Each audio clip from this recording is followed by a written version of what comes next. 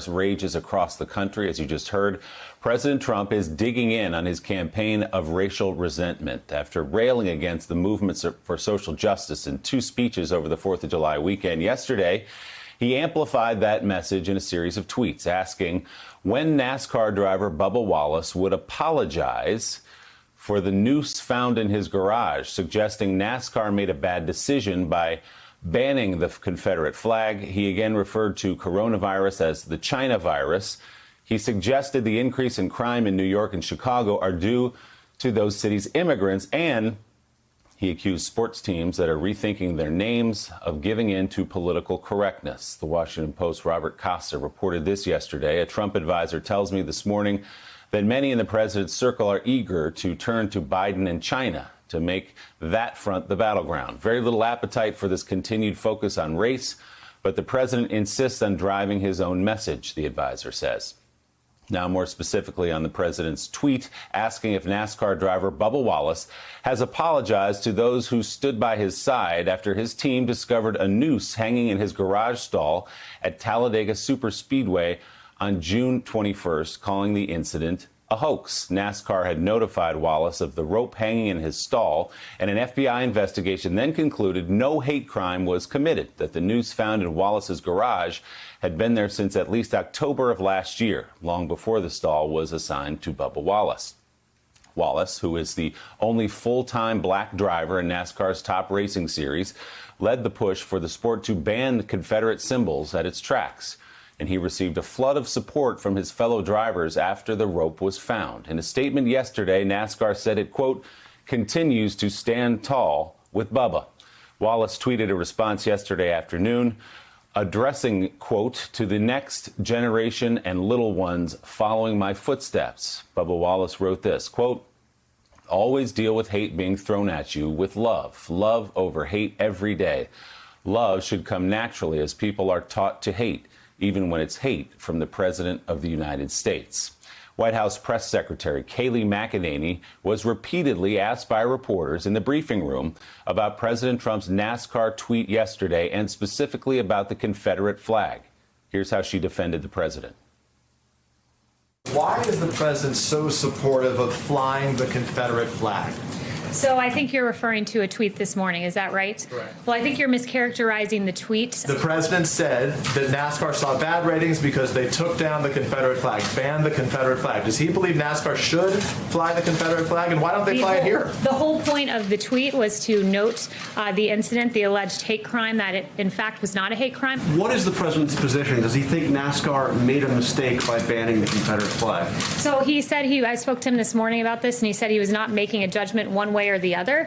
The intent of the tweet was to stand up for the men and women of NASCAR and the fans and those who have gone in this rush to judgment of the media to call something a hate crime when in fact the FBI report concluded this was not an intentional racist act. Does he think it was a mistake for NASCAR to ban it? The president said he wasn't making a judgment one way or the other. You're focusing on one word at the very bottom of a tweet. Why is the president even suggesting that Mr. Wallace should apologize? Well, look, the FBI, as I noted, concluded that this was not a hate crime, and he believes it'd go a long way if Bubba came out and acknowledged that as well. Shauna Thomas, that's an extraordinary moment at the White House. The press secretary stood there and could not answer the question about whether or not the president supports the Confederate flag. And she sort of spun out of control trying to explain some context around it. NASCAR has supported Bubba Wallace. I will say again, we all saw those images a couple of weeks ago at the track. Bubba Wallace has been clear about what he found. We've seen a photograph of it. The FBI says it was not a hate crime and it was not directed at him. That's great news. But if you can't answer a question about the Confederate flag from the White House, what are we doing? Well, the reason why I was smiling when you came to me is because it is almost laughable. It looked like a Saturday Night Live sketch if Saturday Night Live was actually on the air. I guess they don't need to be on the air right now because we are doing this at the White House. But the thing is, the question about the Confederate flag to the White House press secretary is a gimme question. It's a gimme question to support NASCAR in trying to be more inclusive. It's a gimme question to say, you know what? Mississippi did what they needed to do. And to have to torture yourself as you try to figure out how to answer pretty simple questions from the White House press corps, it seems like we're living in some kind of alternate universe. And I was reading a Washington Post story, and they talked to Lindsey Graham about this. And Lindsey Graham sort of said, you know what, I'm from South Carolina, and what I've learned is if you fly the Confederate flag, and this isn't an exact quote, but if you fly the Confederate flag, that's not good for business.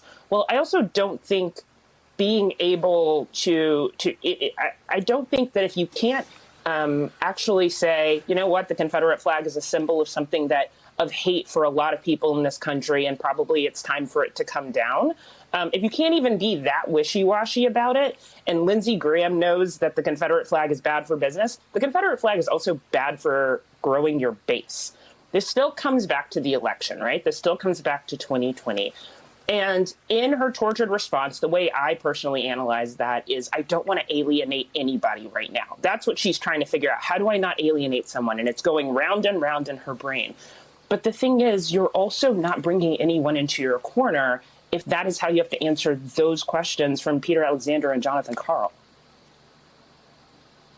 David Drucker, the president got a great jobs number. The country got a great jobs number. On Thursday, 4.8 million jobs added. He's been touting that number.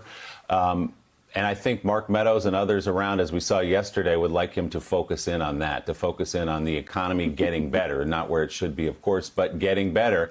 And yet the president comes out and steps all over any messaging the White House had planned. This is a pattern we've seen many, many times before by tweeting against Bubba Wallace and getting to the right of NASCAR on the Confederate flag, getting to the right of the state of Mississippi on the Confederate flag. What is his play here exactly? Well, Willie, this is his only play, and this is something that we discuss over and over again throughout the first term here of his presidency, where Republicans and even people close to the president who have his best interest at heart want him to discuss his successes that can grow his base, that everybody can be a part of, a growing economy. I mean, we went through this in the 2018 midterm campaign where the economy was booming and Republicans close to the president, Republicans on Capitol Hill, were begging the president to just talk about the economy, a success for him and the country that people could feel good about, that could make people feel good about his leadership. And the president instead is much more comfortable discussing cultural politics and prosecuting a culture war because he believes that it bucks up his base. It squeezes out every ounce of support he can get from people inclined to support him and his party if they show up at the polls.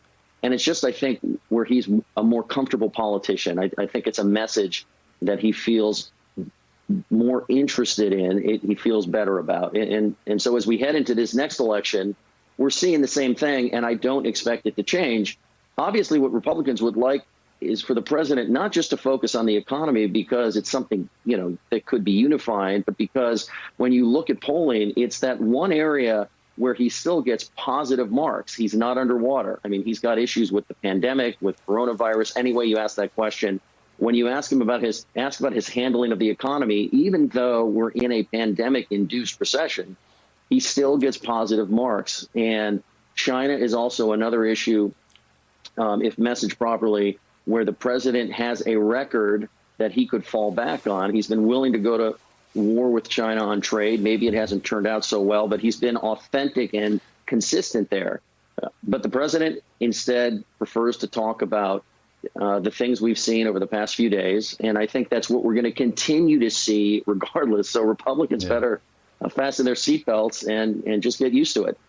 Thanks for checking out MSNBC on YouTube, and make sure you subscribe to stay up to date on the day's biggest stories. And you can click on any of the videos around us to watch more from Morning Joe and MSNBC. Thanks so much for watching.